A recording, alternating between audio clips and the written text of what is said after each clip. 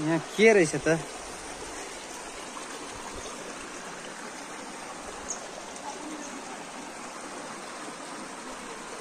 यताको ढुङ्गा यता निस्केको रहेछ है। यता पुरा के दामी रहेछ। यति ठुलो ढुङ्गामा पनि यस्तो प्वालहरू बनाएर छ। यस्तो रहेछ यो ढुङ्गा चाहिँ पुरै लास्ट रमाइलो रहेछ।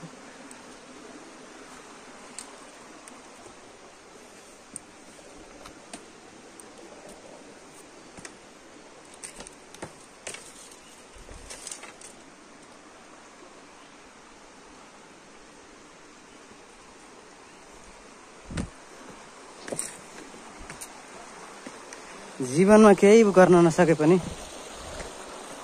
कुना कुना डुलेर यस्तै यस्तै ठाउँहरू खोज गर्ने ठुलो धोको छ मेरो।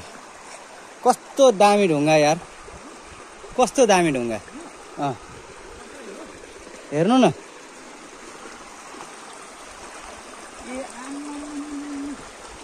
के को आकार छ यो ढुङ्गामा, हेर्नु त। यो त माछा भन्छ नि वेल। सक्कै के को आकार छ यो ढुङ्गामा।